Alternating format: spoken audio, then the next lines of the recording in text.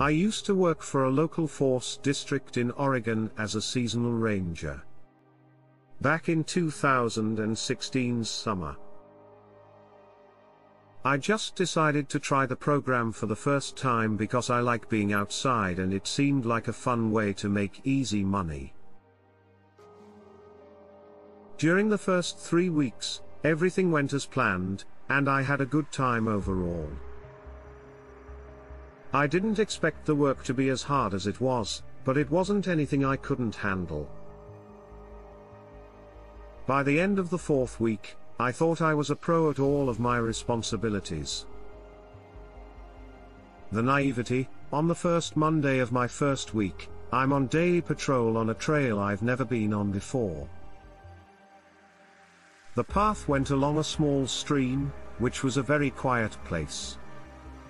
So I just started walking around and taking in the view, treating it more like a hike for fun than a real patrol. When I almost tripped over a dead deer, my daydreaming came to an end. After a close look, it was clear that there was no heartbeat. When I saw that the animal didn't have any eyes, I felt very stupid. I told my boss, who came to look at the body and told me to stay away from it because it might be sick. I heard later that the deer didn't show any signs of sickness. So they just took it off the trail and dumped it in the middle of the forest. I couldn't believe it. I asked them if they knew what had killed her. They told me that when a deer dies, they don't do a full autopsy on it. It looks like I was making a bigger deal out of it than it was. When I asked about the eyes, they didn't really know what to say. They said it was likely eaten by an animal. It didn't make a lot of sense to leave the rest of the body alone. They didn't care much, but I couldn't get them out of my mind. I decided to try to let it go because I thought it was just a one-time thing that would go away the next day.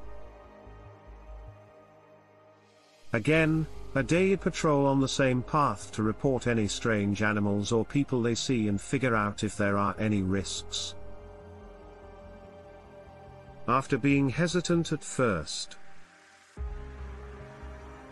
but I agreed that I would go up the trail nervously because I didn't know what I would find. I make it.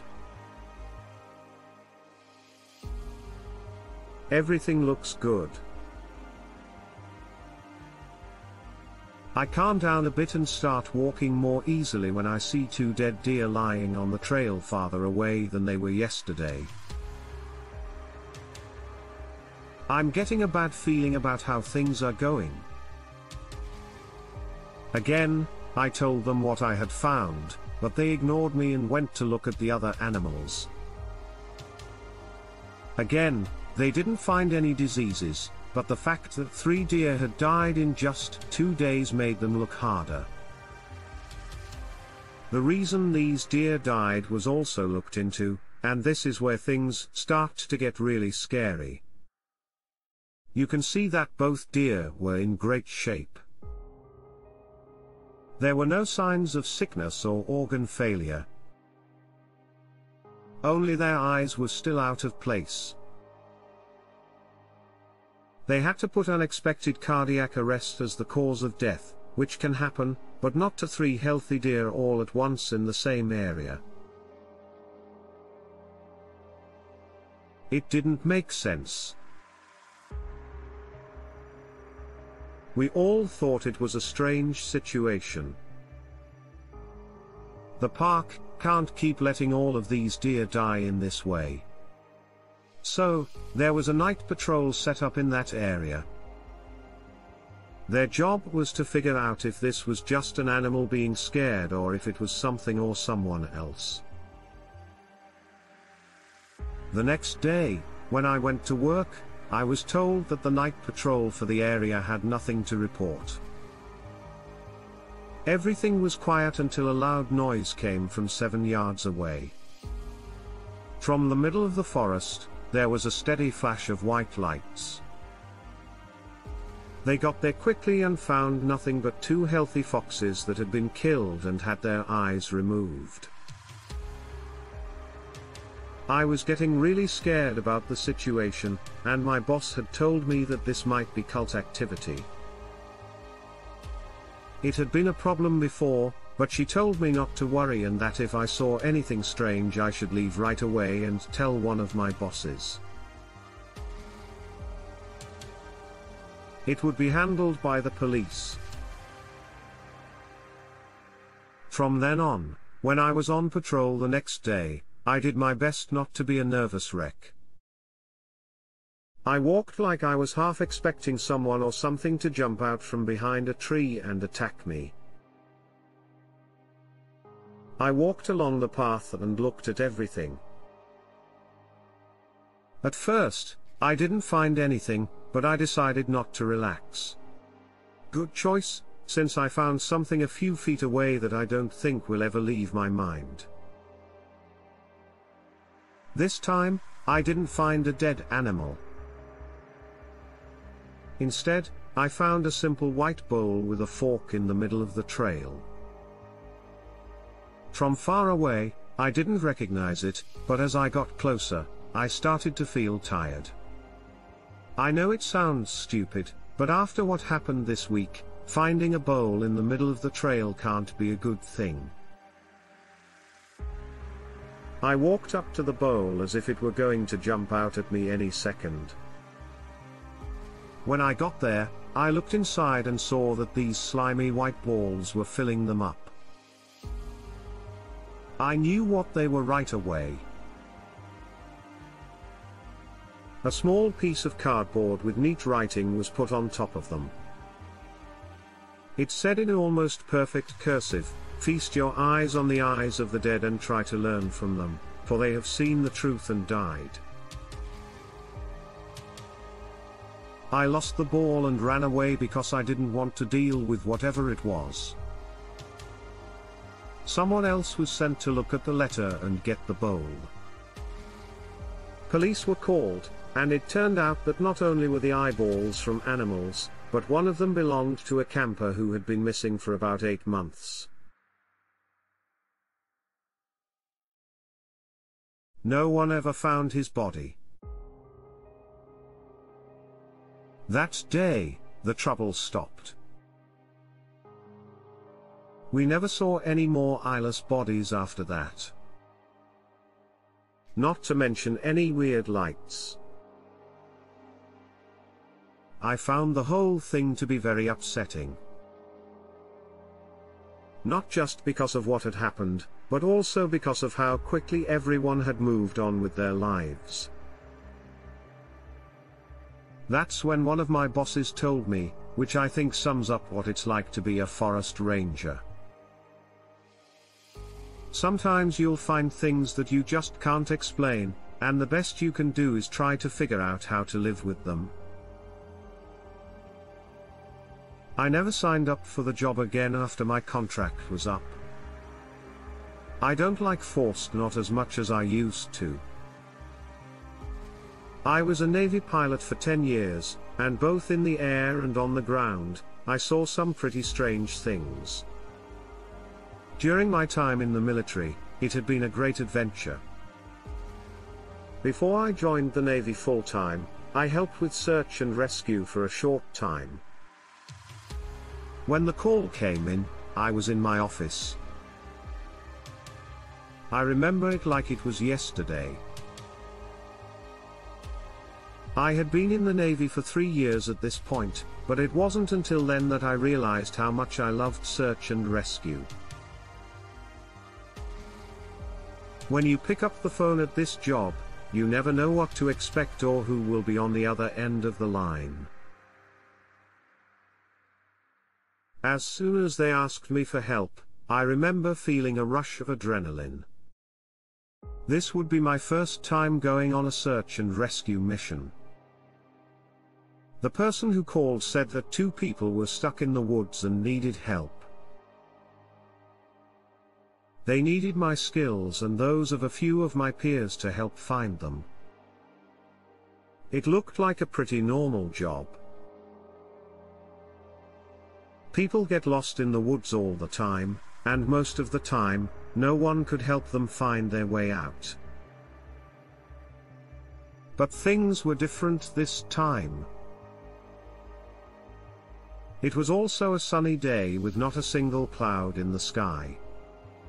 It was the perfect day to fly around and look. That day, I left work early. I knew the search would take a long time, but I couldn't wait to put the training to use. As soon as our blades started to turn, I started to think about what could have happened and who is stuck up here. Why weren't these poor people ready outside of the weather report? Told them it wouldn't work, but it was too late because the two people had already been found. At this point, they had been dead for about 48 hours, so all I could do was bring their bodies back and report what had happened.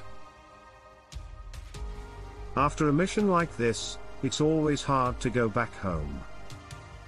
No one could help those poor people, you know. Now, no longer.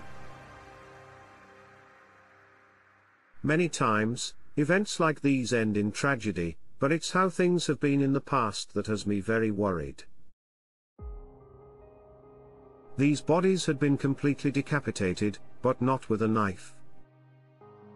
Instead, their heads had been torn off, and their bodies were completely unharmed, with no cuts or broken bones. It looks like their bodies just dropped. Their heads were never found. I'm glad I wasn't the only one to find this odd. It makes me think that maybe there is something out there that no one wants to get close to. We found two people who were missing, but their heads were gone. The police took care of the bodies and looked, but they didn't find anything, no weapons, no signs of foul play, and no reason why these two people should have been completely beheaded. They said that these people could have been killed by a wild animal, or had a fight with someone before they died.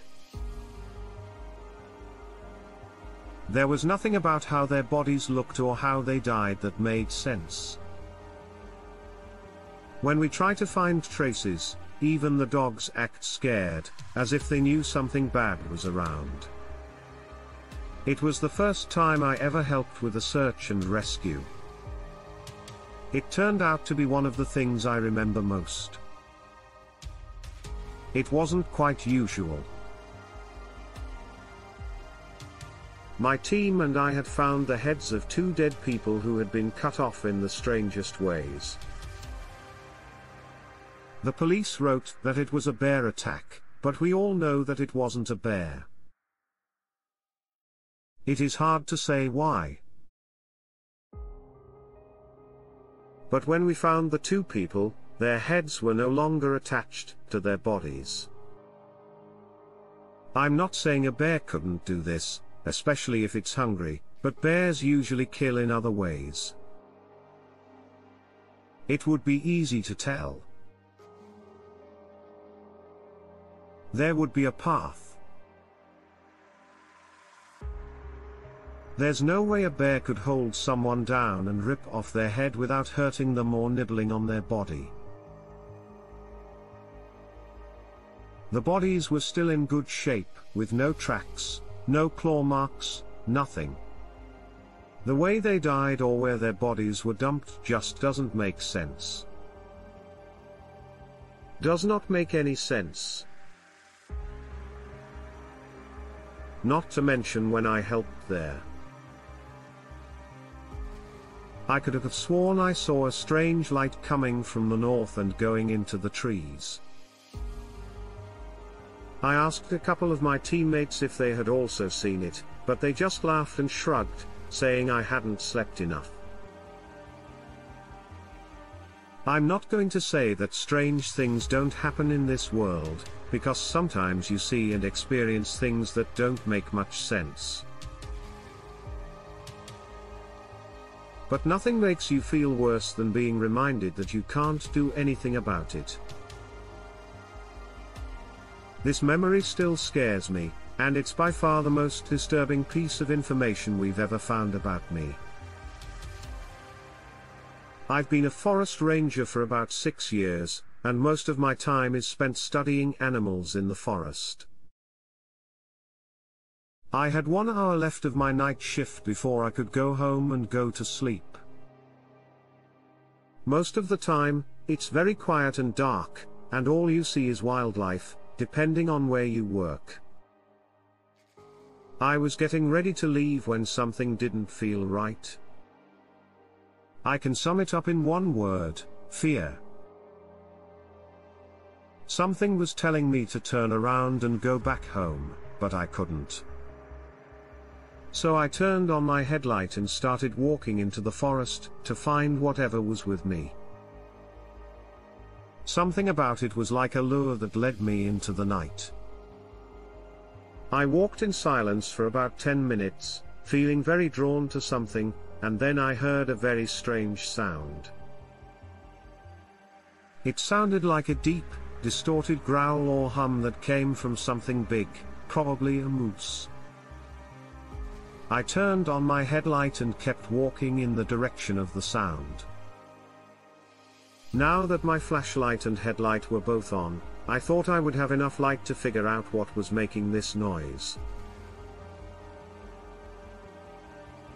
It kept getting louder and louder until it was so loud that it was impossible to stand. All I had to do was turn on the LED light on my belt to get more light. Then I saw it standing right next to the tree. This clear, glowing shape of a person. I thought I shouldn't be afraid. But I felt like I was face to face with something that wasn't from this world. I stood still for a second or two, and then it seemed to just go away. What I saw scared me so much that I turned around and ran. As soon as I got away, I called my boss and told him what had happened. He was very quiet on the phone, but I think he believed me because he asked me why on earth I would follow that noise, as if he himself knew what it was. And here I was on the verge of what seemed like a mental breakdown, having just met a flipping alien or something, or some kind of interdimensional entity. I didn't sleep much over the next few days, and I felt like a nervous wreck. I had about 3 times as much coffee as I usually do just to be able to work. I was able to talk with a friend who is also one of my co-workers. We don't work together very often, but when we do, he's a very open and honest guy who let me tell him what my experience was like. I didn't fear he would mock me or disbelieve me. He just listened to what I had to say, and said what he thought about the whole thing. He told me that it's not something he likes to talk about, but there have been reports of people seeing strange lights in the sky and other strange things that look like aliens in the forest.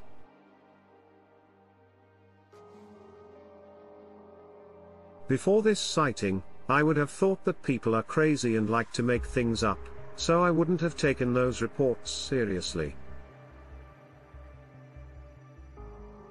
But this, along with what happened, seems way too strange to be true. So I'll let you decide. I'd like to hear what you think I saw.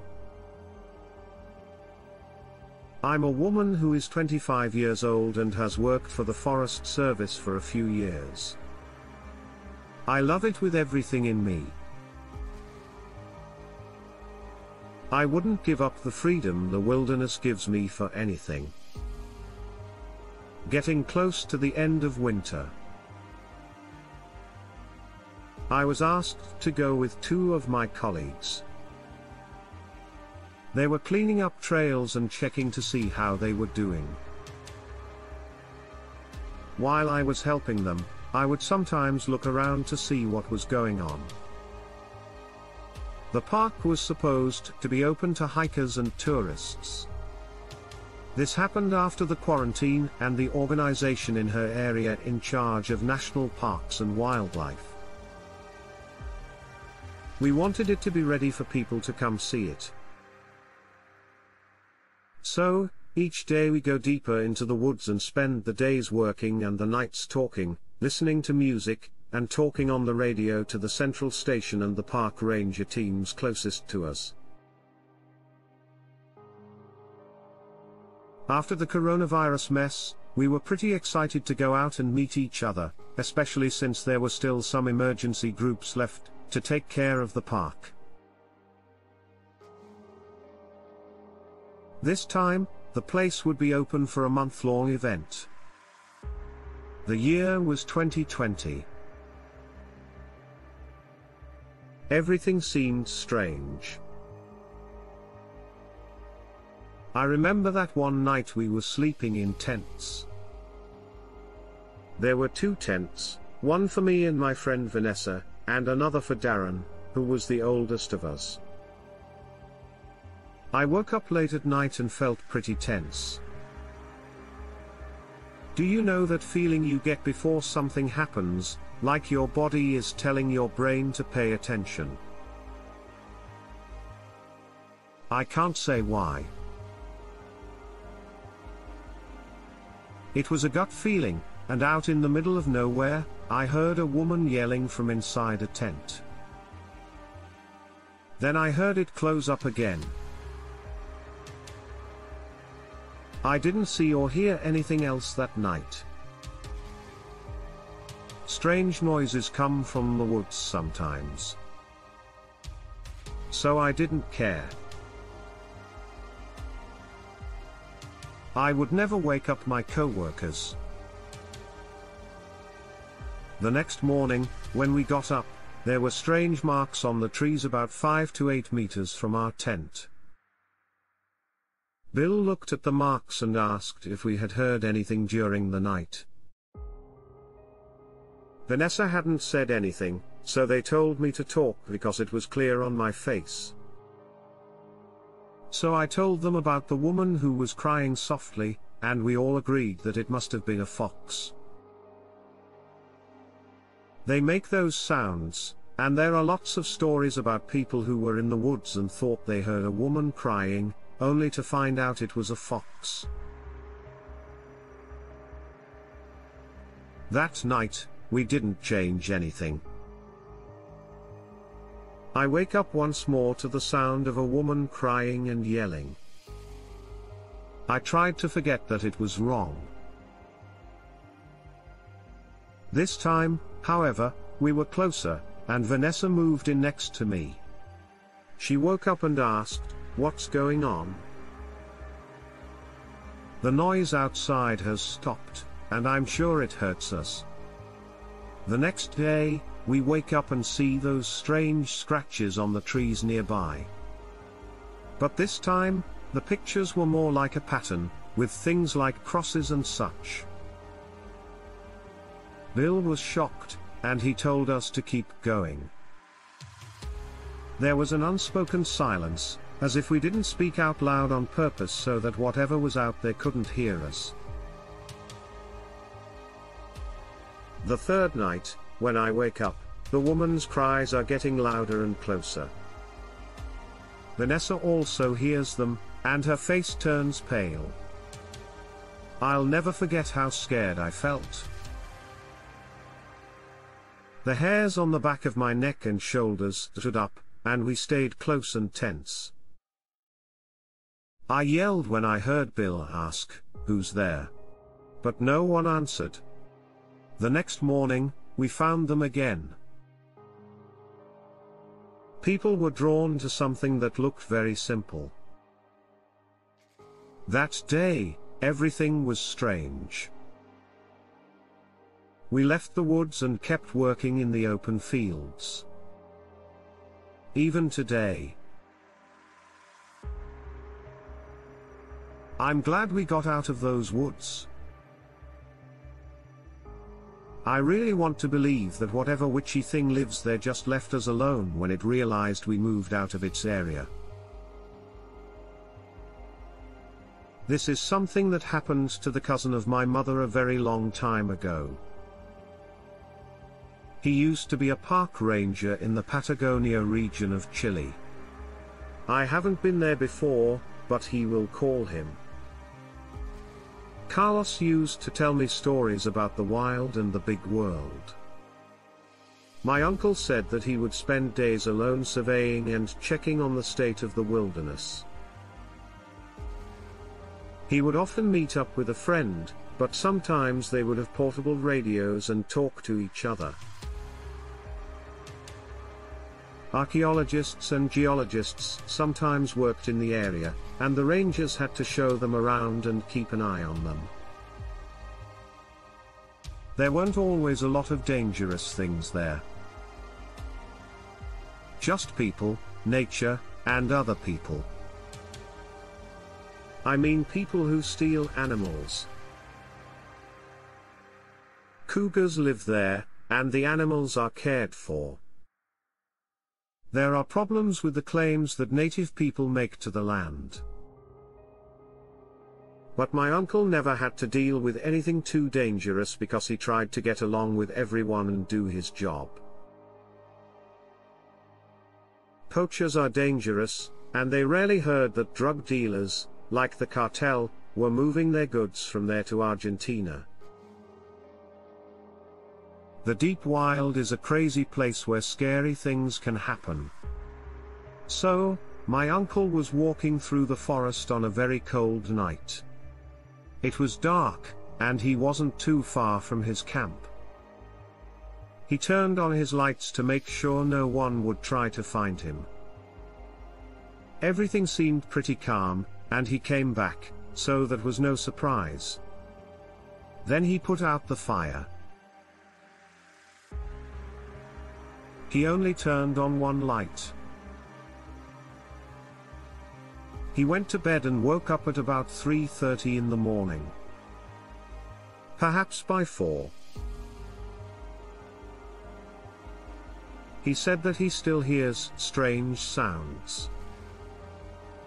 He says that out in the middle of nowhere, he heard a car's engine. Near him, there was a small trail, but you never saw cars on it unless there was an emergency. It was just a dirt road with no asphalt. So my uncle gets up and gets out of the tent. He says the night was quiet and there were no sounds. Then he hears shots and sees yellow and orange lights moving quickly to the left and right from far away. He never saw any people, only gunfire and lights. Carlos then got a cold feeling down his back. And to this day, my uncle insists that he has never felt fear before. Up until now, hunters could be violent and unpredictable, and the fact that you never knew what would happen made them even scarier. Out of nowhere, all of a sudden,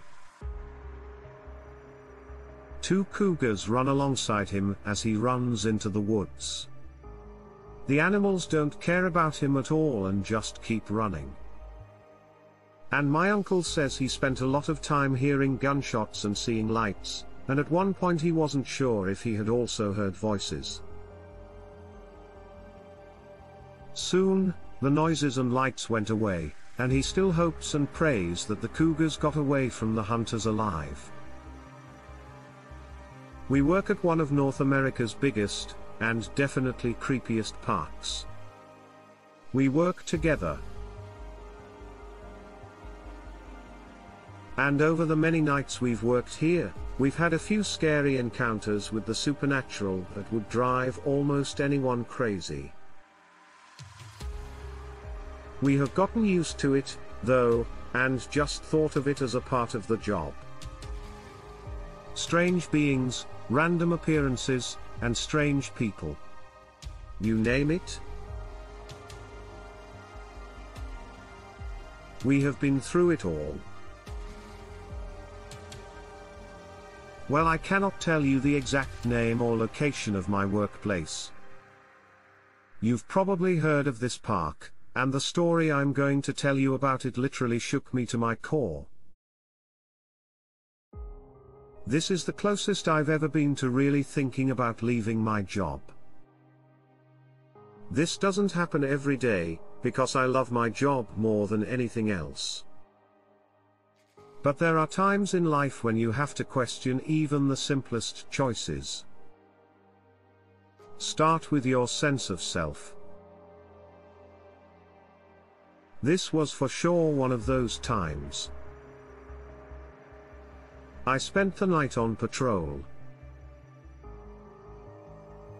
Unless there's an emergency or something else that needs my attention, I'm always there.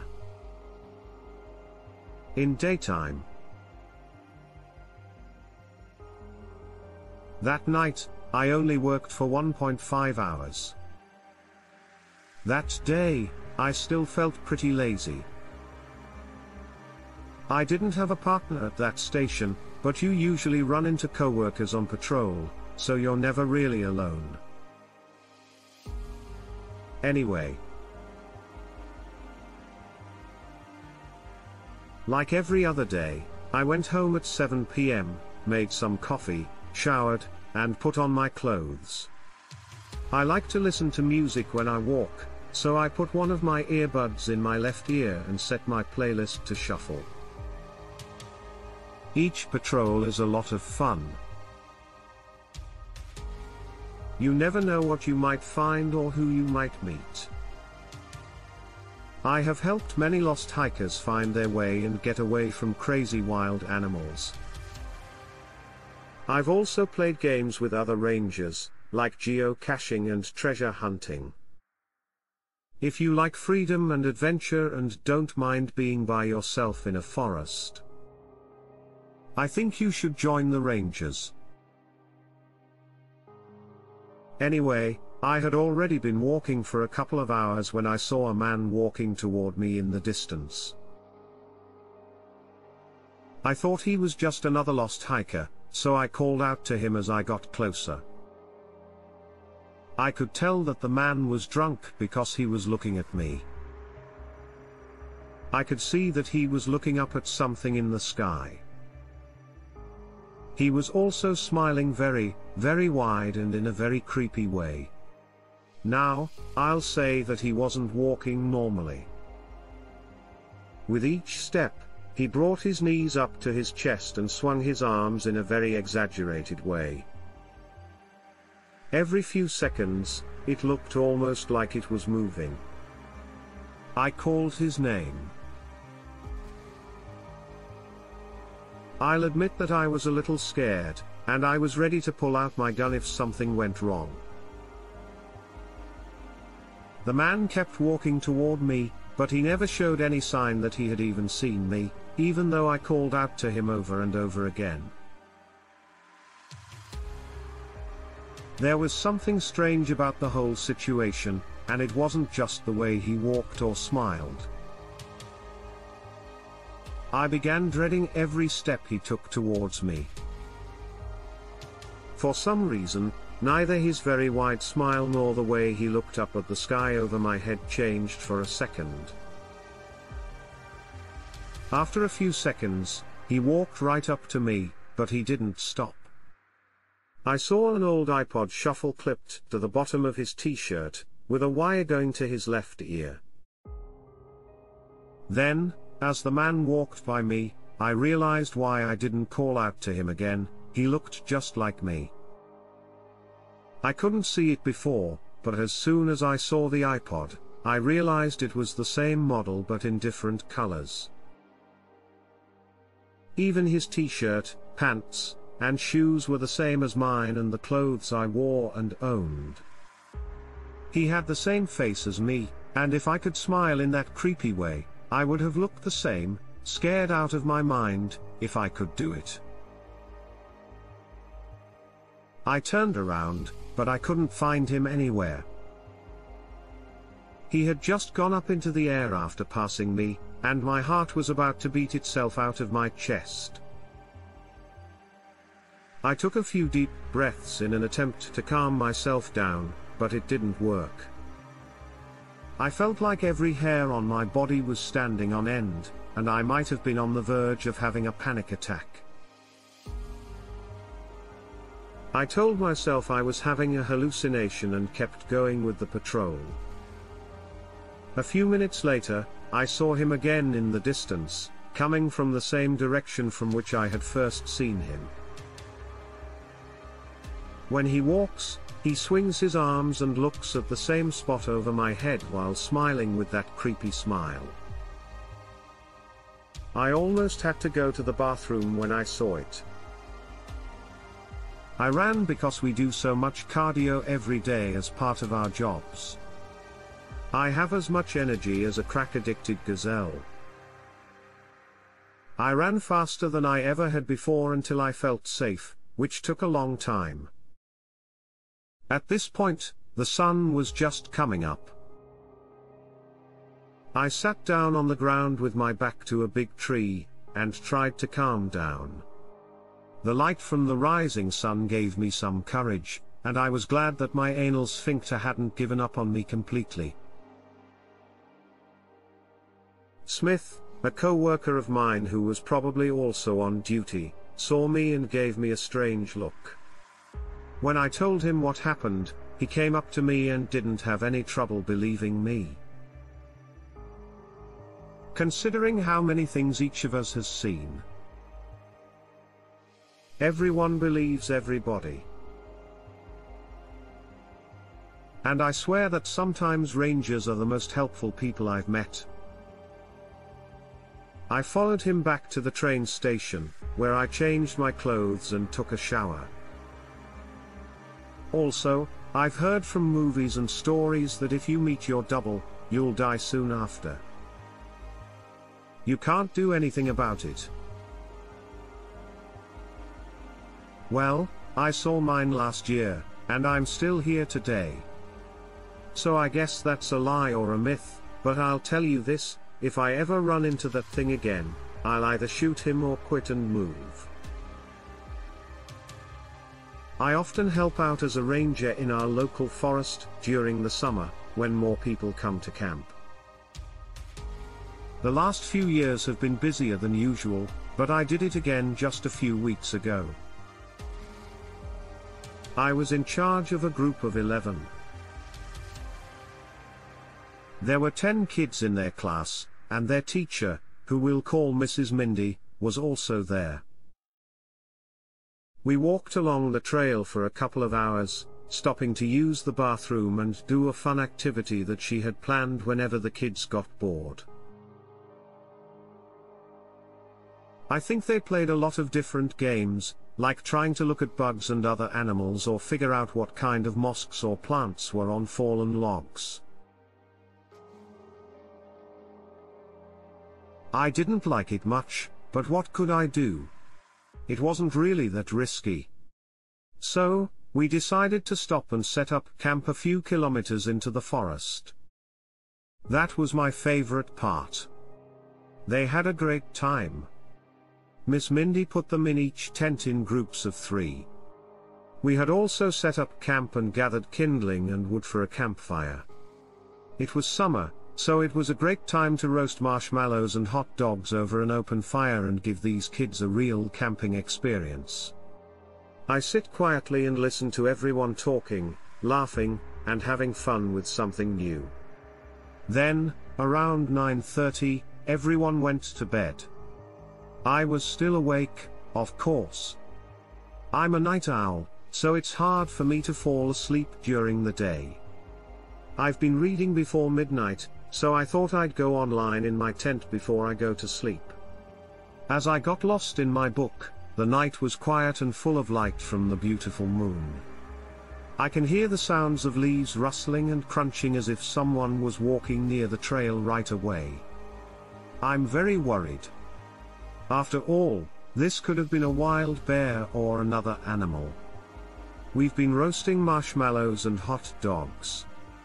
The angle of the moonlight was just enough to make out a faint silhouette of something in the shadows, but nothing more. A woman did it.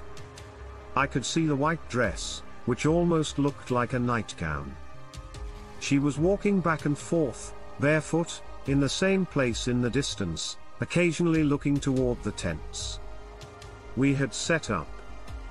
I watched all of this happen while the flaps of my tent were wide open, and I looked out into the night.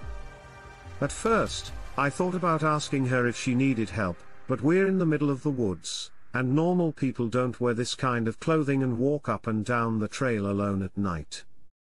I thought this was very strange, and my gut told me something was very, very wrong. She started to sort of stop and move closer, as if she was thinking. Then she would just stop and almost hesitantly take a step back. I don't know how long this went on before she gave up and walked back into the night. When she turned around, she had the biggest knife in her hand tucked behind her back, which scared me. After she left and was gone, I kept an eye out for her for almost an hour before I told my boss what I had seen. We kept an eye out and searched the area, but we never found her or found out who she was. I didn't tell the woman or the children. You shouldn't scare them. Anyway, in 1982, I worked as a park ranger in the state of Idaho. It was my 5th place of work as a park ranger, and it was a big national park. I was really happy. We usually did research in remote areas, which were mostly deep in the woods. I was waiting at a place called a receive site for my co-workers to come and let me in. I had been waiting for about 2 hours, but no one showed up. I decided to go there by myself at this point, and I heard a car coming. They were the other rangers who had been waiting for me. When I got into the back seat of the car, I didn't know why, but it felt very strange. I asked them what it was like in there, but all they said was fine and okay. I thought I saw a woman walk past a big tree when I looked to the other side for a moment. I had asked the driver to pull over for a while so I could explain what was going on. They didn't believe that it was a restricted area. So, besides the people who work here, no one else will be here. I was convinced by what they said. I wish I had made them stop right then and there. When we got to the middle, it was very wooded and somewhat shady, and there was a board that pointed in the direction of the middle. I had a bad feeling about this place, but when I got inside and talked to my boss, he gave me a very cold look. Early in the summer, a woman came to our station to tell us that her husband had seen something strange while taking pictures. He was going to come to our station to tell us about it. But he had left and hadn't come back. She looked like she was very upset and worried. I had gone with her to see if we could go investigate in a proper way. We might be able to find out where he's been. Search and rescue had to be called. So I walk with her back to their campsite to see if we can find out where he went or see any signs. I'm scared by what I heard. I heard what sounded like a woman scream from far away. After checking out the sound, we saw that it was right near her camp, so we ran there. The woman and I saw a white figure standing there. It was about 5 feet tall, had very big hands, and fingers that were long and skinny. The woman and I both smelled something very bad, so I got up, walked toward it, and it quickly went away. Getting lost in the woods. I tried to get a better look and told her to stay put. I didn't know if someone was playing a joke on me or if my eyes were playing a trick on me. I went on, but as soon as I got close to the line of trees where I saw the figure run away, I got a very, very bad feeling. I felt like I shouldn't have gone any farther. In fact, when I look back, I can see that my instincts were telling me to stop. I probably should have gone with my gut feeling. After chasing after what I thought at first was a person, I found these weird tracks in the ground. They looked like people, but they weren't. They also seemed to have scratches on 4 or 5 of their toes. Now that I thought about it, it looked more like a big reptile's foot than anything else. I thought I was being pranked for real, so I called my supervisor and told them what was going on. He told me to go back to the office right away. I told the woman that everything would be fine and that we would get help from search and rescue to find her husband before I left. I told her to wait until we got to the camp. When I got back to the center, I had to sit down and start telling my boss what I had seen. About halfway through, I had to stop and tell my boss what I had seen. He stopped me right there and didn't let me finish what I was saying. He told me to stop right then and not talk about it again. There are things we shouldn't know about in this park. I asked him if this was a cover-up and if we were supposed to keep quiet about certain things or if we had the power to handle these kinds of problems. My boss looked at me and gave me a long, drawn-out look. He then told me that there were some government agencies that had contracts with other government agencies and took care of problems we weren't supposed to handle. That was pretty much all he said, and it reminded me that if I want to keep my job, I should keep my mouth shut. I'm sorry, but my life hasn't been more interesting. So far, that's all I'm willing to say. I don't want to say too much more in case I'm found out and lose my job. I do find it very strange because I know I wasn't having a dream or hallucinating. This happened during the day, when there was plenty of light, and I could see that this was either a person in a very expensive movie costume, or something that looked like a person. In the 20 years I've worked as a park ranger in Yellowstone National Park, one of the strangest things I've seen was a bunch of hands nailed to trees. The hands were so well made that they looked almost real. A few months ago, in August 2015, the hiking trails had just reopened for people to use. The park rangers were allowed to go into the park at night to do their regular jobs and make sure everything was still okay. No one ever went to the woods or went there on our watch. We have someone watching and patrolling 24 hours a day, and another ranger will call him when a first group is ready.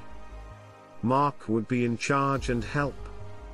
It was a family of 75 kids and parents, who were all pretty active and happy to be outside. I watched them walk off the trail with Mark, so I changed the way I patrolled and went in a different direction. When I was a little ways into the forest, I heard screams. It sounded like the kids I'd seen earlier on the hiking trail.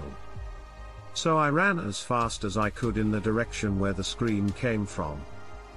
I couldn't take another breath. By the time I got there and took a quick look, there were 7 people, which was a relief. As I tried to catch my breath, I got down on my knees and asked them what was wrong. Mark was still standing with him, and one of the kids was pointing forward.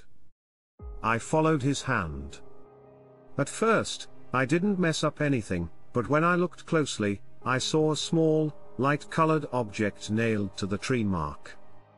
And I told them to stay back while we moved forward and saw that they were severed hands. Who would do such a thing? Not just one, either. Left and right, different hands were nailed to many trees. It was terrible.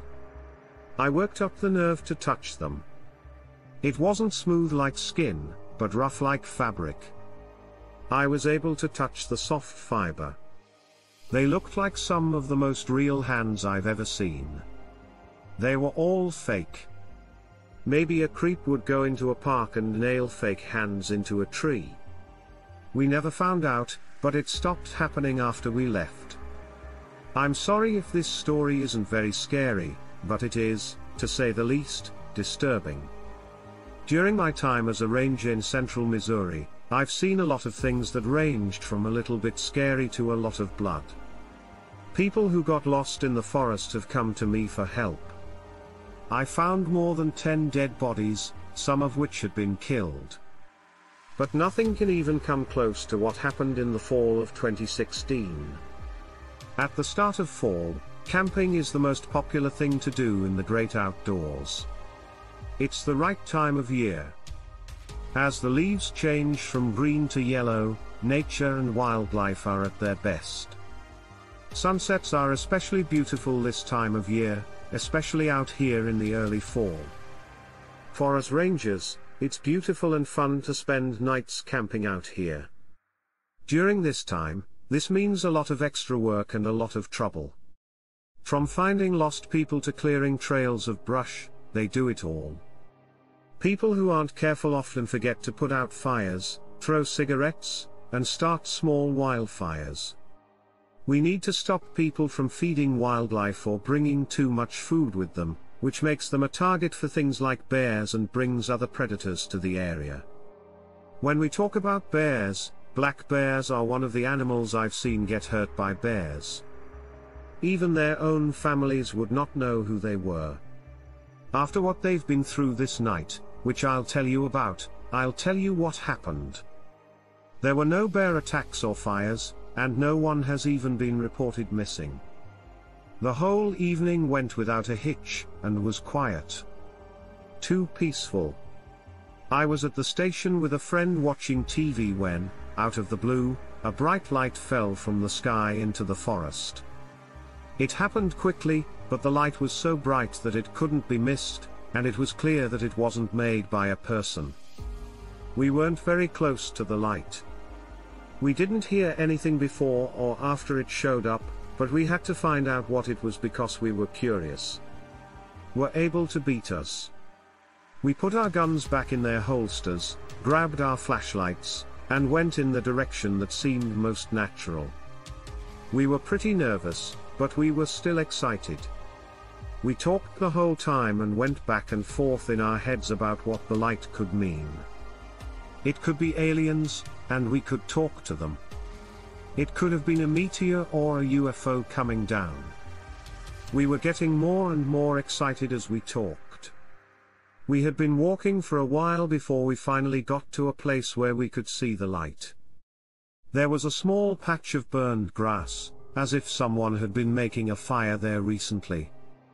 Even if Jim hadn't seen something under a tree a few steps away, there was probably still a cracked shell that was smoking.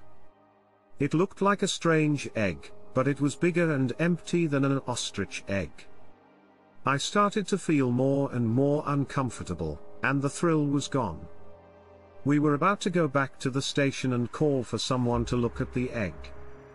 When we heard a deer, it sounded like it was caught in a bear trap and screaming in pain. When the strangest thing happened, we both went in the direction of the sound to see what we could see. When an animal is hurt like that, it usually screams in pain for hours until someone finds it, until it loses enough blood to die, or until it is killed by something else. After less than a minute, the deer stopped moving. This made us feel very uneasy about what was going on. Now, at this point, neither of us was talking. Instead, we were both listening carefully and intently, trying to hear anything around us, and that's when we saw it. Something was standing over a dead deer, hunched over and with its teeth in the neck. Now that we were close enough, I could hear muffled slurping sounds and realized that this thing was sucking the deer's blood out of its neck. I give up and just crouch down so I don't move. We stood there and looked at this strange and scary sight. After a minute or two, it looked like the thing had finished eating and sort of crawled away, still on all fours. We waited another minute to make sure the animal was gone before we started to sneak back. But we just weren't enough. A few seconds later, Jim stepped on a broken stick, which made a loud cracking sound. We stopped moving to see if anyone could hear us. Then, not too far behind us, something let out a fierce, deep growl. We both pulled out our guns and ran away like cowards. We could hear that whatever it was now moving like a rabid dog behind us. I could tell it was getting closer, so I turned around and tried to shoot at it to slow it down. Before I could even aim, it jumped, going up into the tree. What I saw looked like something from a nightmare, like a big black dog with long tendrils behind it. Even though this thing had been after us, nothing had happened by the time we got back to the station. We never heard from them again. We thought about calling our boss to talk about this, but decided not to. We stayed there all night, armed, hoping something would happen, and forgot to do our nightly patrols. When morning came, even though it was after our shift, we went out to look again at first light, but there was nothing there. Did not the egg and it not exist? I don't know if we're all having a mass hallucination or if we really did see or hear something strange. Even the dead deer was no longer there. We think something took place. We might have briefly moved into the toilet zone. I just hope it never happens again. It was my first week at the Minnesota National Park. I'm not going to tell you the name of the park or where it is. I don't want to get doxxed. After a week of work there, we'll call it Never Going Back Park. I never did go back. It was the first week of my training, and the woman I was working with was about to leave. I could work alone for the rest of my shift. She had to go to some kind of party, and this was my last day of training. Anyway, I told her it wouldn't matter if she left 4 hours early. In the end, my job was easy. I answered the phone, walked around the grounds, and kept things in order. It wasn't like it was a hard thing to figure out. Teenagers being teenagers, I spent the first half of my Saturday morning answering some crazy calls. People couldn't stand to see them having fun, so when they did, they were often stopped.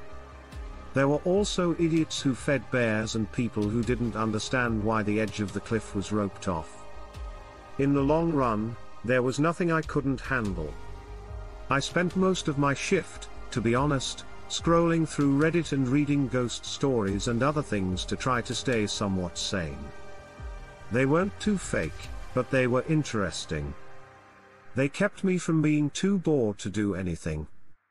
The truth is that it was after lunch.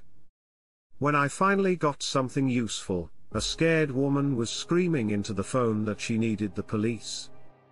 I tried to calm her down, but her words were slurred and mixed up the whole time.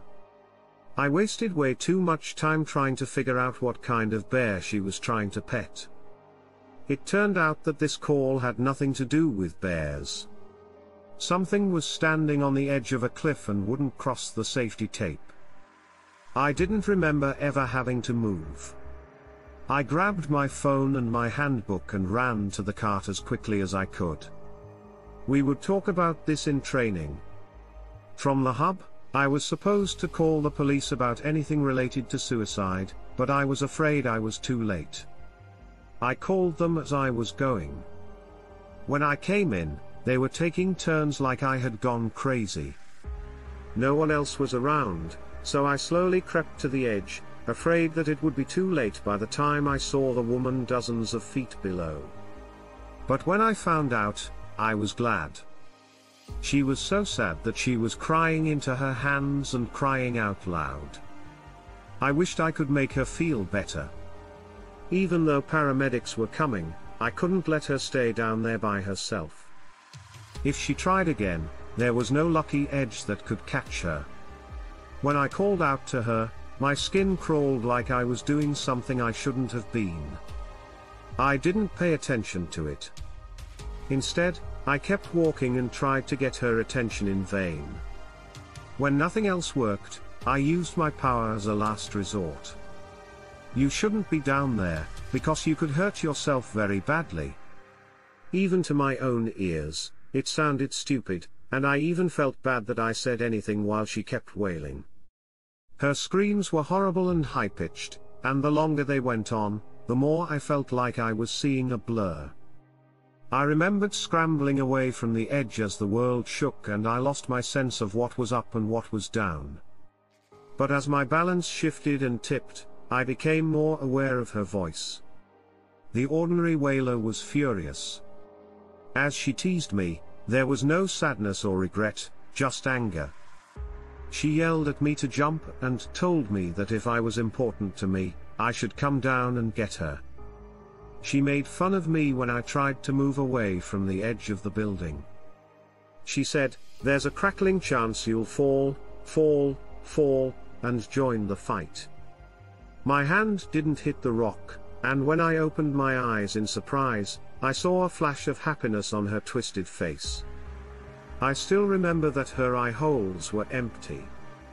Her face was so bad that it looked like her nose was melting off. Maggots crawled over her skin, and made holes in it as they moved. At that very moment, I saw my body fall, crash into the sharp rocks that were hidden by the ledge, and join the many other bodies that had the same bad luck. I wondered if the other people had seen their own deaths like she was. Did they flail and scream like she did, or did they just flip out and fall over the edge? I don't know, and I probably never will. Fortunately, a strong hand came down and pulled me back up. Her first words were harsh, as if I were the one who was stupid and not the one who was trying to help. Cliff 7 is blocked off with a rope for a reason. I was confused because I almost fell, and his harsh tone didn't help. I was able to tell him I was new before he kept going on about it. I hadn't been yelled at so much in a long time. In hindsight, the point of what he was saying was clear. The lady of the ledge had a history of luring people to their deaths by showing them visions of all the bodies that had already fallen. There were probably no bodies down there.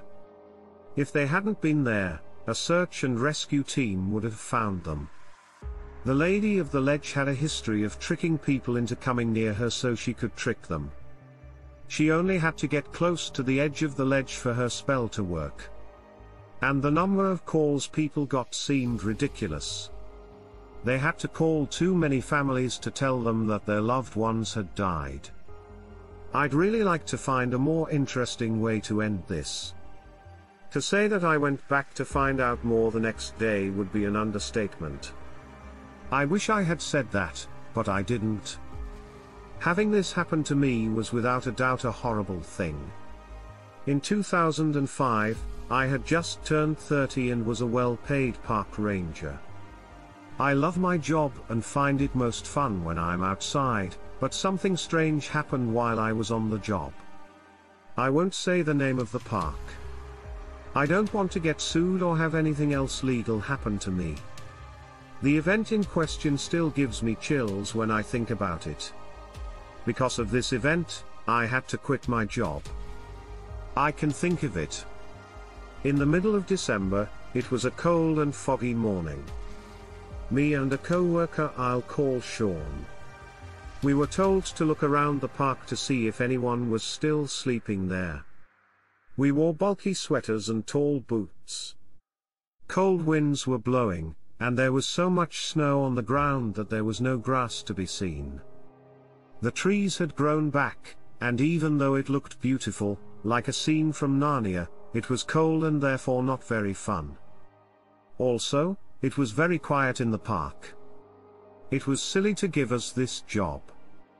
Nobody in their right mind would try to sleep in this.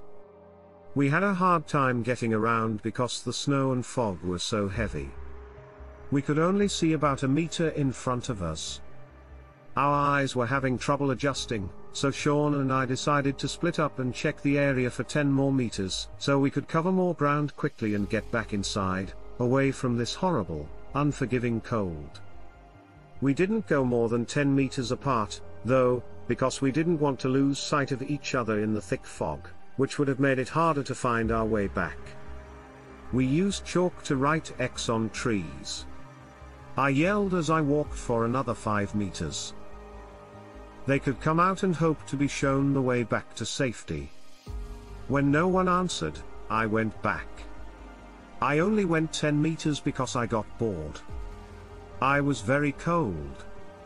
When I got back to where we were supposed to meet, Sean was standing there with his back to me and one hand on a tree. He was standing in a very stiff way. I thought he was looking for me, so I yelled at him to come back. He didn't answer or even turn around. I thought he was just messing around. I had gone over to talk to him. I tapped him on the back of the shoulder, but he didn't turn around. I was about to tap him again when I heard Sean call my name from behind and tell me that we should go back. This made me stop and wonder if Sean was behind me and calling my name in a voice I knew well. Who is this then, dressed like Sean? When the body turned, it jolted me out of my thoughts, and I couldn't understand what I saw. The man was wearing the same clothes as Sean, but he had no face. It had a white, oval-like structure, but no eyes or mouth. Scared out of my wits, I went the other way and ran as fast as I could through the snow. It was deep and I kept slipping. I knew I was being watched because I could hear things rustling behind me. I never once turned around to look back. I kept running until I reached Sean, who had a real face and features, and told him to keep running until we got to our cabin. When we finally met up, he tried to ask me what was wrong and why I was acting so strange. I didn't know how to answer him. I couldn't breathe and couldn't believe what I had seen. I remember giving Lee a shake and telling him to lock all the windows and doors. After I calmed down, I told them what had happened and how I had seen something faceless dressed, just like him. He didn't believe me, said. It must have been the fog playing tricks on my eyes. Doesn't make any sense. He gave me water and said I probably hadn't slept enough. Maybe I had a hallucination. He told me not to tell anyone about the story, or I would get in trouble. I didn't think anyone would believe me anyhow. So, I haven't really told anyone about this until now. Even as I type this out, it just feels so unreal. I don't know if anyone will ever believe what I say. Soon after this, I quit my job. The whole thing had shaken me to my core, and I still don't know what happened. I think it was an evil spirit. Their skills are unknown, so it makes sense to stay away from things that can't be explained. I don't regret leaving it. It was to keep me safe. I have no idea what that thing was trying to do by putting on its body. How many people have fallen into this trap? Maybe this thing was the reason why more tourists were going missing. Even though tourists and visitors won't get lost, the public was never told that there were more people going missing. The people in charge told all of us rangers. We were told to be very careful so that these people wouldn't go missing and tourists wouldn't get lost in the winter. Even after I resigned, they made me sign an NDA, so, legally, I am going against that. I think that if I try to hide who I am, I won't have to deal with the bad things that could happen. In the meantime, any answers, even if they are just guesses, are very welcome.